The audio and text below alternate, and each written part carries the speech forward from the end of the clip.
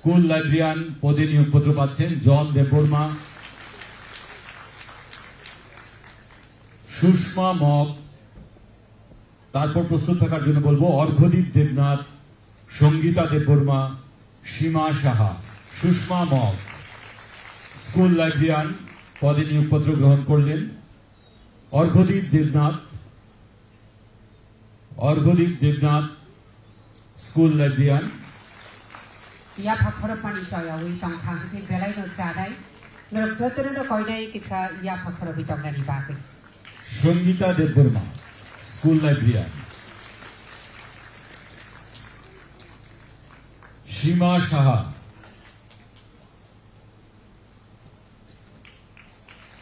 মধ্যশিক্ষা দপ্তরে প্রত্যেকে নিয়োগ পাচ্ছেন। সীমা সাহা। তারপরে আসছেন শ্রীপদ দাস।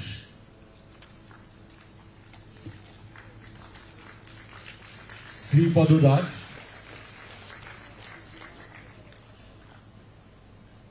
আনসার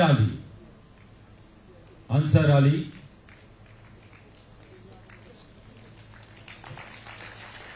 গৌরী দাস।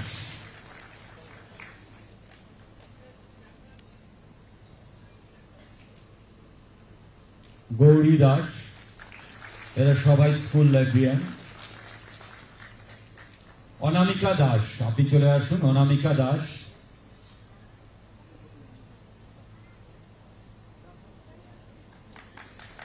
সৌরভ বর্মন।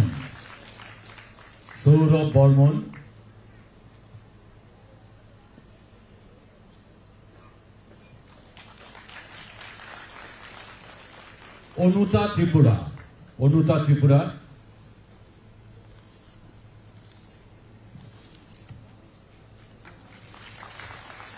आश्चर्य तेजन रंगनक रंगनाय खुंपेदेगो जे बररोग सेबगो तिनी असालो अपॉइंटमेंट मानखा बरकनि बिसिं खरक चिबानो अजरा वध जाखा तेई बोतंगो बरकनो कयनाय पांडा पाइमानि यागुलो अजागानिनो बरकनि अफार खालामथानानि बागे।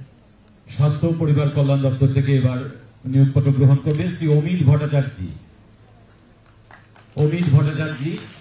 প্রস্তুত থাকার জন্য অনুরোধ করব। মধুমিতা বিশ্বাস, ভারতমণি নোয়াতিয়া, রিমা চক্রবর্তী। মধুমিতা বিশ্বাস, আপনি চলে আসুন। মধুমিতা বিশ্বাস স্বাস্থ্য পরিবার কল্যাণ দপ্তরে নিয়োগপত্র পাচ্ছেন। মধুমিতা বিশ্বাস নিয়োগপত্র প্রদান করছেন আজকের অনুষ্ঠানের মাননীয় প্রধান অতিথি ভরতমণি নোয়াতিয়া। অবনিয়াগুলো রিমা চক্রবর্তী। অবনিয়াগুলো তিয়ার টংনানি বাকি কবকনায় পিন্টু মগ।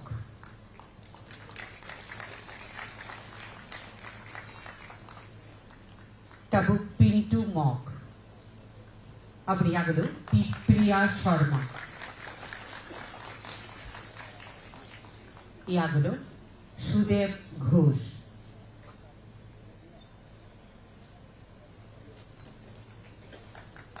প্রিয়া শর্মা। তিয়ার টংনানি বাকি কবকনায় সায়নী গণ। সুদেব ঘোষ, আপনি চলে আসুন। সুদেব ঘোষ।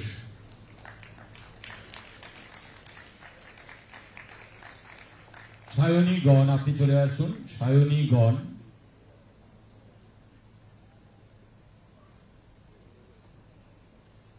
বিনিয়াগুলো তিয়ার টংনানি বাকি কবকনায় সুশান্ত দেব।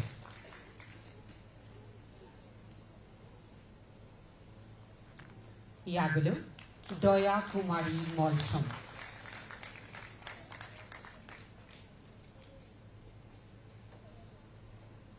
অবনিয়াগুলো শ্যামল দেবনাথ।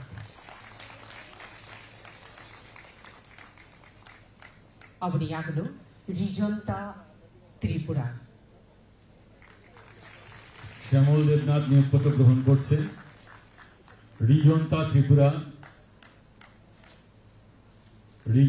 ত্রিপুরার হাতে নিয়োগপত্র তুলে দিচ্ছেন রাজ্যের মাননীয় মুখ্যমন্ত্রী প্রফেসর ডক্টর মানিক শাহ মহোদয়। দীনেশ ত্রিপুরা চলে আসুন। ইয়াগুলো মনীষা গোপ অবনি ইয়াগুলো পাই থাকো বিশ্বজিৎ ঘোষ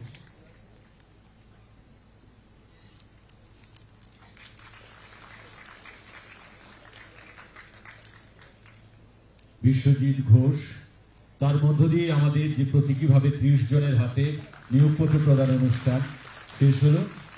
অসংখ্য ধন্যবাদ সম্মানিত অতিথিদেরকে। বাকিদেরকে প্রেক্ষাগৃহে এই অনুষ্ঠানের পর নিয়োগপত্র তুলে দেওয়া হবে। বিভিন্ন আধিকারিকরা তাদের হাতে নিয়োগপত্র তুলে দেবেন, আপনারা প্রেক্ষাগৃহে থাকবেন। এবার আমরা বিনম্রভাবে অনুরোধ করব আজকের অনুষ্ঠানের উদ্বোধক তথা প্রধান অতিথি রাজ্যের মাননীয় মুখ্যমন্ত্রী প্রফেসর ডক্টর মানিক সাহার মূল্যবান বক্তব্য রাখার জন্য। তাবুক নিবে জুবু জুকক লাম খনালাইনে তিরি পান্ডানি নারওয়াই অকরা হাসিনি মন্ত্রী অকরা বরফ গরাং বুচাং প্রফেসর ডক্টর মানিক সাহা সারনি খুবতে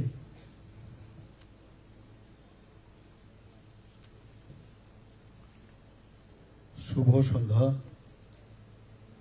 সবাইকে নমস্কার। যতন খুলুঙ্কা। আজকের এখানে distribution of offer of appointment of education department and health and family welfare ডিপার্টমেন্টের যে কার্যক্রম, সেই কার্যক্রমে আমাদের মাঝে উপস্থিত আছেন স্পেশাল সেক্রেটারি এডুকেশন ডিপার্টমেন্টে শ্রী রাবেল কুমার। উনি ওনার স্বাগত ভাষণ আমাদের সামনে রেখেছেন। এখানে উপস্থিত আছেন director secondary and elementary education Shri N C. Sharma মহোদয়, in-charge director family welfare and preventive medicine doctor Anjan Das মহোদয়, ডাইরেক্টর অফ হেলথ সার্ভিস নিচে আছেন এখানে ডক্টর তপন মজুমদার মহোদয়, Shri Rajib Dutta additional secretary health government of Tripura, তাছাড়া স্বাস্থ্য ও শিক্ষা দপ্তরের যারা এখানে আধিকারিকরা এখানে উপস্থিত আছেন এবং যারা অভিভাবক এবং আত্মীয় স্বজন আজকে এখানে উপস্থিতের সংখ্যা আমরা দেখতে পাচ্ছি এবং যাদের জন্য আজকের এই অনুষ্ঠান, যারা অফার লেটার গ্রহণ করতে এসছেন এবং অন্যান্য যারা অতিথিবর্গ এবং সাংবাদিক বন্ধুরা, সবাইকে আন্তরিকভাবে আমি হার্দিক অভিনন্দন ও শুভেচ্ছা জানাচ্ছি। ট্রান্সপারেন্সির মাধ্যমে কিভাবে চাকরি দেওয়া যায়, ত্রিপুরা সরকার একটা দৃষ্টান্ত বিগত কয়েক বছর ধরে রেখেছে এখানে। আজকে আমার খুব ভালো লাগছিল এখানে যে ত্রিপুরার যে জাতি জনজাতির একটা মিশ্র বন্ধনে বিভিন্ন ধর্মের যারা আছেন সবাই মিলে আমাদের এই ত্রিপুরা, সেই জায়গায় আজকে যে অফার এখানে আমরা বিলি করলাম, যারা অফার নিতে এলো কয়েকজন মাত্র নিতে এলো, সবাই নয়, তার মধ্যে আমরা দেখলাম সব ধরনের বিলং করে বিভিন্ন জাতি জনজাতি গোষ্ঠীর সবাই কিন্তু এখানে বিভিন্ন ধর্মে বিশ্বাসী তাদের অফার লেটার নিতে। এটাই হচ্ছে আমরা যে ইউনিটি ইন ডাইভার্সিটি, আজকে কিন্তু আমরা সেটা দেখতে পাচ্ছি। এখানে আজকে মোট 222 যারা নির্বাচিত হয়েছে তাদের নিয়োগপত্র প্রদান করা হয়েছে এবং এত ট্রান্সপারেন্সির মাধ্যমে তাদের যে চাকরির যে বন্দোবস্ত এখানে ত্রিপুরা সরকারের মাধ্যমে আমরা করতে পারছি এবং আগামী দিনও করব এবং তাদের যে কঠোর পরিশ্রম, সেই কঠোর পরিশ্রমের জন্যই এই সফলতা এসছে এবং যারা আজকে এখানে 222 ক্যান্ডিডেট যারা অফার নিতে এসছেন তাদেরকে আমি এবং তাদের সকলের পরিবারকে, তাদের পুরো ফ্যামিলিকে আমি আন্তরিক অভিনন্দন ও শুভেচ্ছা জানাচ্ছি।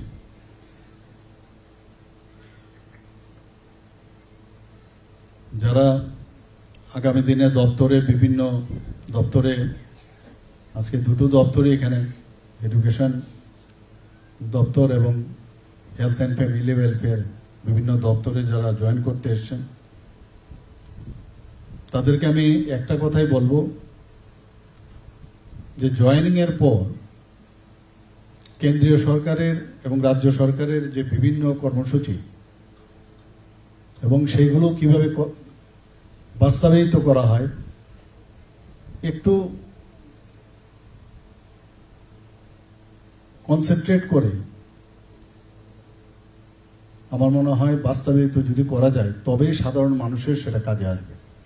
আমরা অনেক সময় চাকরি পেলাম, এটা যেন না হয়। চাকরি, আমরা তো মানুষের প্রতিনিধি, কিন্তু আপনারাও কিন্তু আরেক দিক দিয়ে প্রতিনিধি, কারণ মানুষের কারণে কিন্তু আপনারা চাকরিটা পেয়েছেন। কাজেই মানুষকে ফিরে দেওয়ার যে একটা প্ল্যাটফর্ম আপনারা পেয়েছেন, এই সুযোগ কিন্তু সবসময় আসবে না। আমরা যে গত কয়েক মাস ধরে আমি বলবো আমরা যে অফার বিলি করেছি, এর মধ্যে বিভিন্ন দপ্তরে সেখানে এখন পর্যন্ত ডাইন হার্নেস শুদ্ধ 19,484 জনকে আমরা চাকরি প্রদান করেছি। এত বড় একটা নাম্বার। আমরা জানি যে কারোর বাড়িতে আজকে চাকরি হলে শুধু তার ব্যক্তিগত লাভালাভির বিষয় না, পুরো ফ্যামিলির মধ্যে একটা আনন্দের বন্যা কিন্তু বয়েছে। ছোট ছোট বাচ্চাকে নিয়ে ওইখানে আমি দেখলাম এসছে এখানে। তো আমরা সবাই বুঝি একটা চাকরি বা কর্মসংস্থান একটা ফ্যামিলির জন্য কত ইম্পর্টেন্ট। ত্রিপুরা সরকার চেষ্টা করছে বিভিন্নভাবে, বিভিন্ন যেসব দপ্তরগুলো আছে যেখানে এখনো ভ্যাকেন্সি রয়েছে সেগুলো ফিল আপ করার জন্য আমরা পুরো দমে আমরা চেষ্টা করছি। আজকের যারা লাইব্রেরিয়ান প্রায় 107 জনের মতো, তাদেরকে অফার দেওয়া হবে বা দেওয়া হয়েছে কিছু কয়েকজনকে। লোয়ার ডিভিশন ক্লার্ক 15 জনকে এবং গ্রুপ ডি 2 জন, মাল্টিটাস্কিং স্টাফ 98, টোটাল 222। একটা বিরাট সংখ্যা। তো এতগুলো ক্যান্ডিডেট যখন এই ত্রিপুরা সরকারের সাথে যুক্ত হবেন, যারা এতদিন ধরে অফিসে অফিসে গেছেন এবং টেবিলের যারা অফিসাররা আছেন বা যারা কর্মচারীরা আছেন সেখানে, তাদের টেবিলের সামনে আপনারা ছিলেন। আগামী দিন কিন্তু আপনারা টেবিলের মধ্যে বসবেন, অন্যরা আবার আসবে এবং সেখানে যখন বসবেন, যারা এতদিন ধরে আপনারা যেভাবে গেছেন তাদের বিষয়টাও কিন্তু, যেভাবে আপনাদের ওখানে যাওয়ার কতবার গেছেন, আমরা আমাদের ছেলে মেয়েদের আমরা যেটা পাইনি সেটা দেওয়ার ব্যবস্থা করি। তদ্রূপ আপনারাও যখন সেখানে গেছেন, তাদের কি সমস্যা, আপনাদের কি হয়েছিল, সেই সমস্যাটা মনে রেখে যারা আগামী দিন আপনাদের কাছে আসবে বিভিন্ন বিষয়ে, সেই সমস্যা নিশ্চয়ই আপনারা মনোযোগ দিয়ে সেই কাজটা করবেন। আমাদের শুধু সরকারি চাকরি না, সরকারি চাকরি ব্যতীত আমরা এখানে বিভিন্ন নতুন নতুন ক্ষেত্র, বিভিন্ন চাকরির সুযোগ আমরা চেষ্টা করছি। যদি আমরা আউটসোর্সিং এর কথা বলি, চুক্তির ভিত্তিতে যদি আমরা চাকরি দিয়ে থাকি, প্রায় 5,700-র উপরে এখন পর্যন্ত আউটসোর্সিং। কারণ সবসময় ডাইরেক্ট চাকরি দেওয়া সম্ভব হয় না, তো কাজের সুবিধার্থে অনেক সময় আউটসোর্সিং এর ব্যবস্থা করতে হয়, কন্ট্রাকচুয়াল যারা কর্মচারী আছেন তাদের নিতে হয়। তো সেই রকম আমরা একটা বিরাট একটা অংশ সেইভাবে তাদের চাকরি দেওয়া হয়েছে। বিভিন্ন সিকিউরিটি গার্ড এবং অন্যান্য পরিষেবার জন্য আজকে সরকারি হোক বেসরকারি পদে প্রায় 2,987 জনের মতো চাকরি দেওয়া হয়েছে। এখানে 2024-25 অর্থবর্ষে ন্যাশনাল ক্যারিয়ার সার্ভিস যে প্রজেক্ট, সেটা বেসরকারি ক্ষেত্রে আমরা সেটা করে থাকি। সেখানেও আমরা দেখেছি প্রায় 305 জনের মতো নিযুক্তি পেয়েছে। আপনারা নিশ্চয়ই শুনেছেন এর আগেও ভারত সরকারের যে ministry of statistics and programme implementation, সেখানে পিরিয়ডিক লেবার ফোর্স সার্ভে একটা হয়। সেখানে দেখা যায় যে 2018-19 সালে আমাদের রাজ্যে বেকারত্বের হার জাতীয় গড়ের থেকে কিন্তু অনেক বেশি ছিল, কিন্তু 2018-19 সালে যেখানে জাতীয় গড় ছিল 5.8%, আমাদের ছিল 10%। কাজে অনেক একটা বিরাট গ্যাপ ছিল। সেই জায়গায় 2023-24 অর্থবর্ষে আমাদের ত্রিপুরা রাজ্যে বেকারত্বের হার ছিল মাত্র 1.7%, এবং জাতীয় গড় কত ছিল? 3.2%। কাজে আমরা কোথার থেকে 10 থেকে এখন 1.7% এসেছি, এবং জাতীয় গড় থেকে অনেক নিচু। অর্থাৎ এই ডাটাগুলোর থেকে বোঝা যায় যে আমরা ঠিক পথে যে চলছি, সেটা কিন্তু আজকে এখানে আমি বলতে দ্বিধাবোধ করব না যে মানুষের জন্য আমরা যেভাবে কথা দিয়েছিলাম যে কর্মসংস্থানের সুযোগ, সেই কাজটা আমরা কিন্তু করছি। এখানে শুধু চাকরি পেলাম, গিয়ে বসে গেলাম টেবিলে, সেটা কিন্তু হবে না। মাননীয় প্রধানমন্ত্রীজি বারবার বলছেন যে যে জায়গায় চাকরি করুক, সে ইঞ্জিনিয়ার হতে পারে, ডাক্তার হতে পারে, সে আইএস অফিসারও হতে পারে, আইপিএস হতে পারে, যতক্ষণ ধরে তাকে প্রপার ট্রেনিং লাগবে।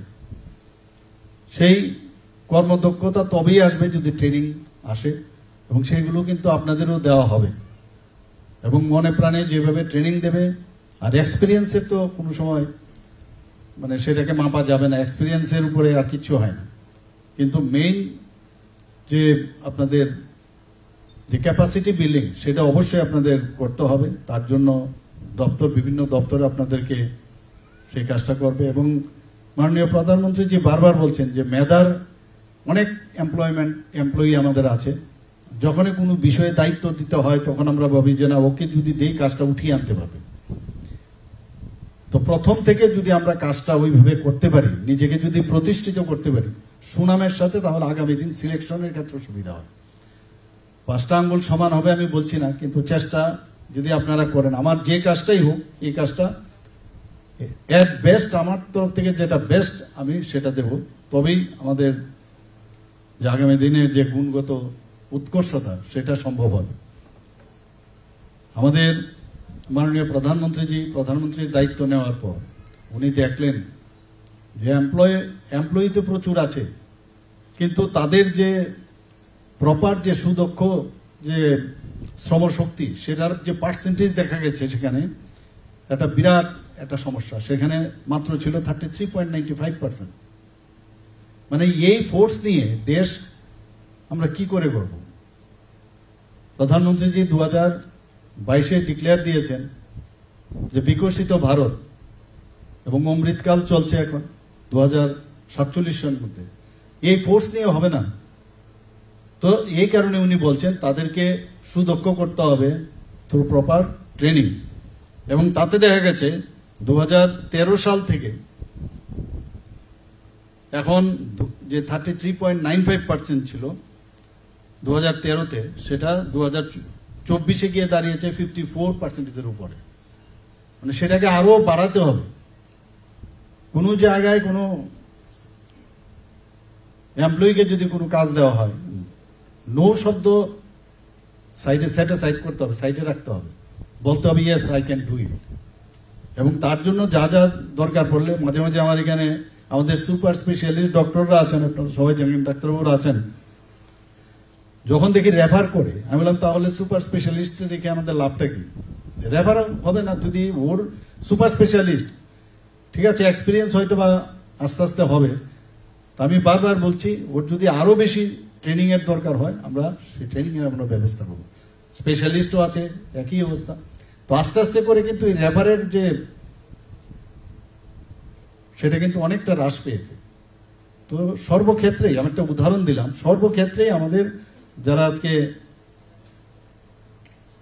এই অফারটা পেয়েছে, জয়েন তো করবেই, তাদেরকে আমি এই কথাটা বলবো যে শ্রমশক্তির যে দক্ষতা সেটা আপনারা নিশ্চয়ই বাড়াবেন, তাতে করে আমাদের যে মাননীয় প্রধানমন্ত্রীর যে স্বপ্ন সেটা বাস্তবায়ন হবে। আজকে আমাদের এখানে প্রচুর কর্মসূচি রয়েছে। স্কিল ইন্ডিয়া মিশন রয়েছে, PM কৌশল বিকাশ যোজনা রয়েছে, ডিজিটাল ইন্ডিয়া, এরকম অনেকগুলো আমরা স্কিল ডেভেলপমেন্ট যাতে হয় তার ব্যবস্থা আমরা করেছি। আপনারা শুনে খুশি হবেন যে ত্রিপুরাই একমাত্র রাজ্য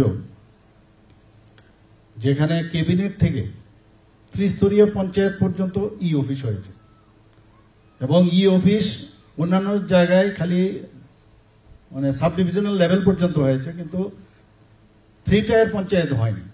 এবং আমাদের যারা অফিসার থেকে শুরু করে সমস্ত কর্মচারী খুব অল্প সময়ের মধ্যে সেটা করতে পেরেছে। তো আপনারা সেই সুযোগ পাবেন। আপনাদের যারা অগ্রণী ভূমিকা আগেই নিয়েছেন তাদের আপনাদের জন্য প্ল্যাটফর্ম তৈরি করেছে। আপনারা সেই কাজটা মানে আপনাদের জন্য আরো ইজি হয়ে গেল। আমরা বারবার বলছি যে খাতাপত্র নিয়ে যে হারে অফিসের মধ্যে আগে দেখতাম যে কালচার, প্রচুর ফাইলের পর ফাইল, সেগুলোকে এখন ডিজিটাইজ করা হচ্ছে। আলমারি থেকে ফাইল এখন মুছে যাচ্ছে, সব জায়গাও বাড়ছে, এবং সেখানে এখন এই ধরনের ফাইল থাকাতে এবং সেই ফাইলগুলো সূক্ষ্ম মানে এগুলো অনেক প্রপারলি সেগুলোকে রাখা যায়, নষ্ট হয় না সেগুলো। ফাইল তো মাঝে মাঝে খাতাপত্র থাকলে, কাগজের মধ্যে লেখা থাকলে সেগুলো ছিঁড়েও যায়, খুঁজেও পাওয়া যায় না। আমরা এখন পর্যন্ত শুধু মানে উন্নয়নের ক্ষেত্রে যদি আপনারা বলেন, প্রচুর কাজ আমাদের ত্রিপুরা সরকার করেছে। আপনারা নিশ্চয়ই শুনেছেন যে শিক্ষার ক্ষেত্রে আমরা ন্যাশনাল এডুকেশন পলিসি মাননীয় প্রধানমন্ত্রীজি 29 জুলাই 2020-তে উনি ডিক্লেয়ার করেন ন্যাশনাল এডুকেশন পলিসি। কস্তুরী রঙ্গন নেতৃত্বে একটা কমিটি করেছেন, কারণ যতক্ষণ ধরে এডুকেশন ভালো না হবে, স্ট্রং না হবে, কোনো কিছুই ভালো হবে না। আপনারা যারা আজকে পরীক্ষা দিয়ে পাশ করেছেন, প্রপার এডুকেশন আছে বলেই আজকে সেটা সম্ভব হয়েছে। তো সেই জায়গায় দাঁড়িয়ে আজকে আমাদের ত্রিপুরাতে কিছুদিন আগে আপনারা শুনেছেন 23 জুন আমাদের ত্রিপুরা পূর্ণ স্বাক্ষর রাজ্য হিসাবে আমরা ঘোষণা করেছি। আগে আমরা পূর্ণ স্বাক্ষর রাজ্য হিসাবে মানে কি খালি একটা সাইন করলে হবে, সেরকম অবস্থা না। ইউনেস্কোর কতগুলো গাইডলাইন্স আছে যে কি কি বিষয়ে তার পড়াশোনা থাকতে হবে, কিভাবে তার কথা বলার, কোনো হঠাৎ করে তাকে একটা বিষয় বলা হলো চ্যালেঞ্জ হিসাবে তার মধ্যে সে মানসিক অবস্থান আছে কিনা, বলতে পারে কিনা, এরকম অনেকগুলো ক্রাইটেরিয়া। এবং এখানে এটা হচ্ছে 3য় রাজ্য, মানে লাদাখ প্রথম ছিল, লাদাখ বাদ দিলে পূর্ণ রাজ্যের মধ্যে আমরা 3rd। এবং গোয়া এবং মিজোরাম তাদের পপুলেশনও আমাদের থেকে অনেক কম, ত্রিপুরার পপুলেশন অনেক বেশি। সেই জায়গায় আমরা আজকে পূর্ণ স্বাক্ষর রাজ্য হিসাবে আমাদের সেটা ঘোষণা হয়েছে। এটা আমাদের জন্য অত্যন্ত আনন্দের বিষয়। এবং আমি যখন সেটার ইনোগ্রেশন করছিলাম, এমন সব বৃদ্ধ বৃদ্ধারা এবং এমন সব মায়েরা মেয়েরা এসছে যারা কোনোদিন ভাবিনি যে পড়াশোনার ওনাদের মানে করবে বা সেই সুযোগ আসবে। যে উল্লাস যে কার্যক্রম, সেই কার্যক্রমের মাধ্যমে মাননীয় প্রধানমন্ত্রীজির যে চিন্তা ভাবনা নবভারত কার্যক্রম, সেটা সেই কার্যক্রমের মাধ্যমে তাদেরকে সেভাবে উঠিয়ে নিয়ে আসছে। এখন শুধু ওরা তো শিখলো তাই নয়, তাদেরকে কিভাবে এই যে এত বড় একটা ফোর্স, তাদেরকে যদি আমরা বিভিন্ন যে আমাদের দপ্তর আছে, ত্রিপুরা সরকারের যে বিভিন্ন দপ্তর আছে, তাদের সাথে স্কিল ডেভেলপমেন্ট থেকে আরম্ভ করে, এডুকেশন ডিপার্টমেন্ট থেকে আরম্ভ করে, হেলথ ডিপার্টমেন্ট, SHG গ্রুপ, তাদের যুক্ত করা। তো এইভাবে আমাদের কাজ চলছে। এখানে আমাদের NCERT পাঠ্যক্রম চালু হয়েছে, সুপার 30 প্রকল্প ত্রিপুরাতে এডুকেশন ডিপার্টমেন্টে চালু হয়েছে। আমাদের মেয়েরা যাতে আগামী দিন আমরা মহিলাদের বা মেয়েদের আমরা এম্পাওয়ারমেন্টের কথা বলছি। ক্লাস 9-এ যেসব মেয়েরা আছেন তাদেরকে আমরা বিনামূল্যে সাইকেল দেওয়ার ব্যবস্থা করেছি। প্রায় 1,22,000-এর উপরে বাইসাইকেল এখন পর্যন্ত তাদের দেওয়া হয়েছে। শুধু তাই নয়, কিছুদিন আগে আমরা বিনা পয়সায় 140 জন, মুখ্যমন্ত্রীর একটা প্রকল্প, সেই প্রকল্পে আমরা 100 জন যারা টিবিএসসি বোর্ডে প্রথম যারা 100 জন হয়েছে এবং 40 জন যারা সিবিএসসি বোর্ড থেকে পাশ করেছে, বিনামূল্যে তাদের মেয়েদের, বয়েজ অ্যান্ড গার্লস বোথ, তাদেরকে আমরা বিনামূল্যে স্কুটি দেওয়ার ব্যবস্থা করেছি, যাতে করে তারা ইন্সপায়ার্ড হয়। সিএম সার প্রকল্প আমরা গত বাজেটে আমরা সেটা অ্যানাউন্স করেছিলাম, chief minister scholarship for achiever towards higher learning. সেখানেও প্রায় 200 জন যারা মেধাবী যারা ছাত্রছাত্রী আছে তাদেরকে 60,000 করে বৃত্তি দেওয়া হয়েছে। আমরা প্রতিটি মহকুমায় আমরা জানি আমাদের ছেলে মেয়েরা কি করে সব মাস্টারের বাড়িতে দৌড়ায়। আমরা সবাই জানি যে এখানে ত্রিপুরা এবং ওয়েস্ট বেঙ্গল একটা জায়গা যেখানে সারাক্ষণ ধরে খালি মাস্টারের বাড়িতে যায়। অথচ আমরা যদি বাইরে, আমি লখনৌতেও ছিলাম, আমি পাটনাতেও ছিলাম, ওখানে কিন্তু এই টিউশন বেসড কোনো প্রক্রিয়াই ছিল না। কিন্তু আমাদের এখানে এটা আছে, আমরা বারবার চেষ্টা করছি, এডুকেশন ডিপার্টমেন্টকেও বলেছি, এটা একটা মাইন্ড সেট আপ হয়ে গেছে। নিজের থেকে যতক্ষণ না পড়বে ততক্ষণ ধরে পড়া হবেই না, এবং ওখান থেকেই তার নিজেকে জানা, নিজেকে বুঝার চেষ্টা। একবার স্কুল করো, স্কুল থেকে আবার দৌড়াবো, গার্জিয়ানরা দৌড়ে গিয়ে আবার যায় বিভিন্ন টিউশনের বাড়িতে, টিউটরের বাড়িতে, এক টিউটর শেষ হলো আরেক জায়গায় যাচ্ছে। তো সেইটাকে মাথায় রেখে আমরা একটা এবার শুরু করলাম যে বিভিন্ন মহকুমায় সায়েন্স এবং ইংলিশকে নিয়ে প্রতিটি কোচিং সেন্টার আমরা করব, এবং প্রতিটা কোচিং সেন্টারের যারা পড়াবেন অলরেডি প্রক্রিয়াও শুরু হয়ে গেছে। বেস্ট যারা টিউটর আছে বাইরের থেকে তারাও আসবে সেখানে, যাতে অ্যাটলিস্ট আমরা শুরু করলাম যে সেখানে তাদের পড়াশোনার ব্যবস্থা আমরা করেছি। কিছু কিছু বাইন্ডিংস রাখা হয়েছে, সবাইকে তো পড়ানো যাবে না, আস্তে আস্তে করে হয়তো ভবিষ্যতে সবাইকে পড়ানো হবে। এতে করে যে প্রাইভেট টিউশনের এখানে যাওয়ার সেটা কমে যাবে। আমরা নতুন আরো অনেক কলেজ, জেনারেল ডিগ্রি কলেজ আমরা করছি এখানে, আমবাসা, কাকরাবন, করবুকে।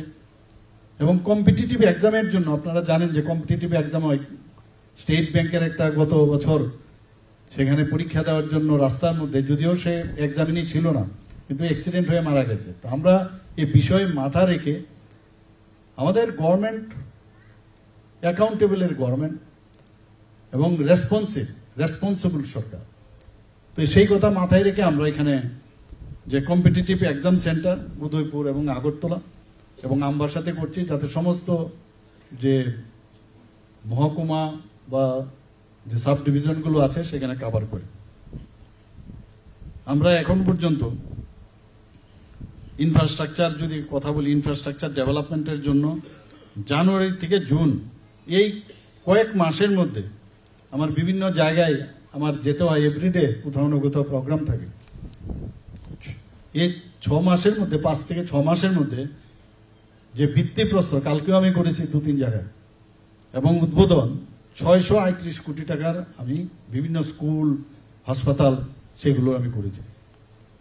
আপনারা বাজেটে আপনারা দেখেছেন এইবার 2018-তে থেকে এখন পর্যন্ত যে রাজ্যের যে নিজস্ব কর এবং করের বাইরেও যে বহির্ভূত কর, এখানে কিন্তু অনেক বেশি। মানুষ আগে কর দিতে চাইতো না, ট্যাক্স দিতে মনে করে যে আমি রোজগার করবো, আমি কি ট্যাক্স দেবো। এখন মানুষ বুঝতে পারছে যে আমার ট্যাক্স যদি আমি দিই সেটা আমার রাজ্যের এবং দেশের উন্নতিতে কাজে আসবে। তার জন্য বৃদ্ধি হয়েছে প্রায় 236%। এটা বিরাট বিষয়। আপনারা নিশ্চয়ই বারবার আমি একই কথা বলি, আমরা যে সঠিক দিশায় আমরা চলছি। নর্থ ইস্টার্ন জোনের মধ্যে আমরা জিএসডিপি অর্থাৎ স্টেট যে জিডিপি সেটা কিন্তু আসামের পরে আমরা সেকেন্ড হাইস্ট, এবং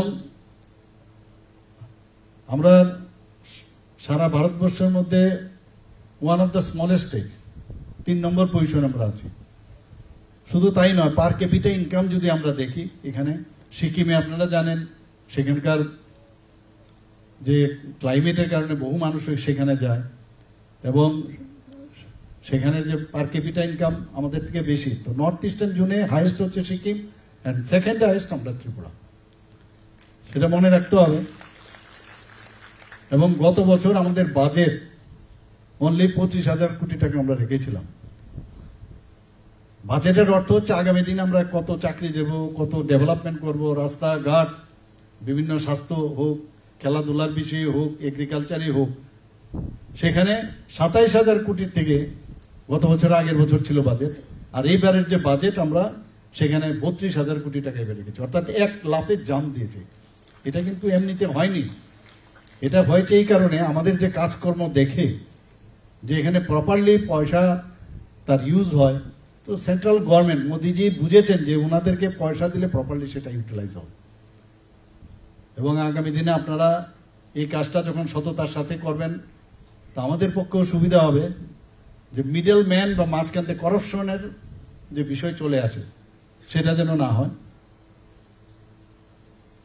কেন্দ্রীয় সরকারের যে বিভিন্ন ফ্ল্যাগশিপ, সেখানে হয়তোবা আপনারাও কাজ করতে পারেন, বা আগে যারা কাজ করছে বা আগামী দিনে যারা কর্মচারীরা আসবেন তাদের জন্য PM Awas Yojana, PM Kisan Samman Nidhi, PM Ujjwala যোজনা, আয়ুষ্মান ভারত, আমাদের মুখ্যমন্ত্রীর জন আরোগ্য যোজনা আছে, প্রধানমন্ত্রীর জন আরোগ্য, এগুলো কিন্তু আপনাদের সেই স্কিম করলাম, কিন্তু সেগুলো ইমপ্লিমেন্টেশনের দায়িত্ব কিন্তু আপনাদের।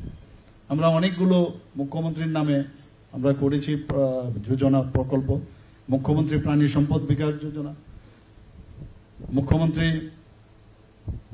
যে ফিশারি ডিপার্টমেন্ট সেখানে একটা যোজনা আমরা করেছি, নগর উন্নয়ন প্রকল্প আমরা করেছি। আপনারা ভাবুন, শুধু আগরতলার আগামী দিন এখনো বাইরের থেকে যখন মানুষ আসে বলে আগরতলা বা ত্রিপুরা এত সুন্দর হতে পারে আমরা ভাবতেও পারি না। ত্রিপুরা সম্পর্কে একটা ধারণা থাকে কি একটা পাহাড়ি জায়গায় কি হবে, কিন্তু এখানে এসে অবাক হয়ে যায়। এখানে আমাদের মাননীয় প্রধানমন্ত্রীজি যখন উনি বলেন যে অ্যাক্ট ইস্ট পলিসিতে হীরা মডেল দিয়েছে, ন্যাশনাল হাইওয়ে দিয়েছে, তো এয়ারপোর্ট থেকে শুরু করে মানুষ যখন ঢুকে এখানে বা রেল থেকে যখন আসে, তো বোঝা যাচ্ছে কিভাবে ডেভেলপমেন্ট কাকে বয় মোদিজি সেটা দেখে দিয়েছেন। আমাদের আগে নর্থ ইস্টার্ন জোনে কি অবস্থাটা ছিল, উগ্রবাদীদের জন্য মানুষ এক জায়গা থেকে আরেক জায়গায় যেতে পারত না। প্রায় 11টার থেকে 12টার মতো অ্যাকর্ড করেছেন মাননীয় প্রধানমন্ত্রীজির নেতৃত্বে আমাদের হোম মিনিস্টার অমিত শাহজি, এবং আমরাও সেখানে গেছি। আজকে ত্রিপুরা একটা রাজ্য যেখানে কোনো রকম উগ্রবাদী নেই, উগ্রবাদী ফ্রি ত্রিপুরা। এবং যে কারণে আগে যখন ট্রান্সফার হতো এক জায়গা থেকে আরেক জায়গায়, তো বিভীষিকাময় যে কবে যাবে, এখান থেকে শুরু করলে প্রায় 10 থেকে 12 ঘন্টা লাগতো এক জায়গা থেকে আরেক জায়গায় যেতে, এসকর্ট লাগতো, এবং বাড়িতে একটা সবসময় চিন্তার ভাঁজ পড়ে থাকতো যে কি হবে, আমার ছেলে এখানে প্রপারলি যেতে পারবে কিনা। এখন তো যে কোনো জায়গার থেকে আসা যাওয়া খুব ইজি গোয়িং হয়ে গেছে, is of movement, is of doing business সবকিছু হচ্ছে, যে কারণে মানুষ বাইরের থেকে এখানে বিনিয়োগ করতে আসছে। বিভিন্ন বিশ্ববিদ্যালয় হচ্ছে এখানে, প্রায় 4-5টার মতো নতুন যে প্রাইভেট বিশ্ববিদ্যালয় এখানে হচ্ছে। এখানে মেডিকেল কলেজের আসন সংখ্যা 400 হয়ে গেছে, ডেন্টালের গভর্নমেন্ট লেভেলের 63 আসন সংখ্যা হয়েছে, ফার্মেসি কলেজ আছে, এগ্রিকালচার কলেজ আছে, ন্যাশনাল ল ইউনিভার্সিটি হয়েছে এখানে, ন্যাশনাল সংস্কৃত ইউনিভার্সিটি এখানে আছে।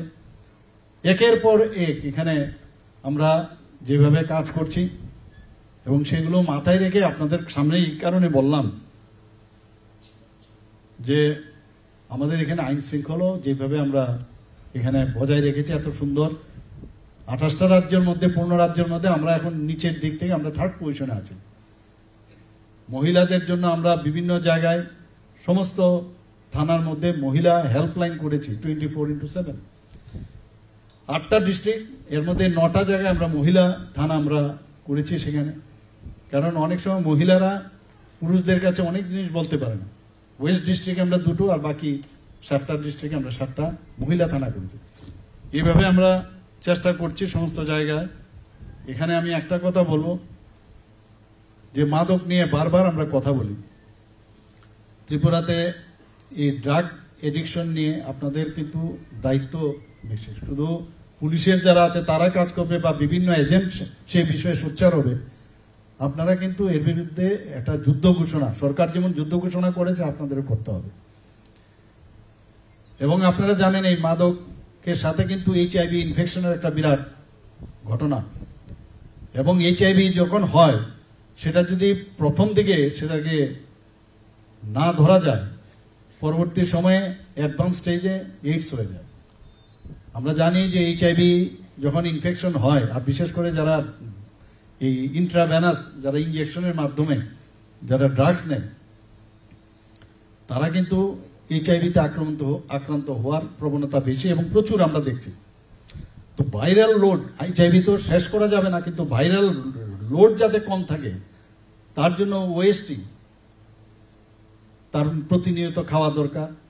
মানে নেশার পরিবর্তে ওএসটি খাওয়া যায়, অনেকটা ওই রকমই ফিলিং থাকবে, কিন্তু ড্রাগসের মতো নেশাটা হবে না। আবার অ্যান্টিরেট্রোভাইরাল যদি থেরাপি নেয় তাহলেও ভাইরাল লোড অনেকটা কম থাকবে। তাহলে মাদার থেকে প্রেগনেন্ট লেডি যদি থাকে তার বাচ্চারও কিন্তু সেটা ট্রান্সফার হবে না। তো এই বিষয়গুলো নিয়ে আপনারা আলোচনা করুন, বিভিন্ন জায়গায় অ্যাওয়ারনেস প্রোগ্রাম করুন, যেটা কত মারাত্মক। ত্রিপুরা কিন্তু এখন সেই দিক দিয়ে, সব দিক দিয়ে ভালোর দিকে আমরা উপরে, আবার এইসবের দিকে আমরা উপরে। এটার সাথে তো এটা তুলনা হলে এটা তো ডাউন হতে হবে। কাজে সবাই মিলে আমরা যদি চেষ্টা করি, কোনো গার্জিয়ান যারা আছে দেখবেন ছেলে মেয়ে কোথায় ঠিকভাবে ওরা চলাফেরায় কোনো অ্যাবনর্মালিটি আছে কিনা, এবং যারা ড্রাগ পাচারকারী তাদের বিরুদ্ধে তো করছি আমরা, বাজেয়াপ্তও প্রচুর করছি। প্রায় 106% আমরা যে বাজেয়াপ্ত গত বছরের তুলনায় সেটা বৃদ্ধি পেয়েছে। আর ডিস্ট্রাকশনের দিক দিয়ে 132% বৃদ্ধি পেয়েছে। তো এইগুলো চলছে, কিন্তু আপনাদের সচেতনতা খুব প্রয়োজন। এই বিষয়ে আপনারা দেখবেন। আবার যারা আজকে এখানে অফার পেয়েছেন তাদেরকে তাদের জীবন সুগম হোক, এবং ত্রিপুরা সরকারের হয়ে আপনারা আগামী দিন সাধারণ মানুষের জন্য কাজ করবেন, এই আশা রেখে আমি আমার বক্তব্য শেষ করছি। নমস্কার, জয় হিন্দ, ভারত মাতা কি জয়। এতক্ষণ আমরা শুনলাম আজকের অনুষ্ঠানের উদ্বোধক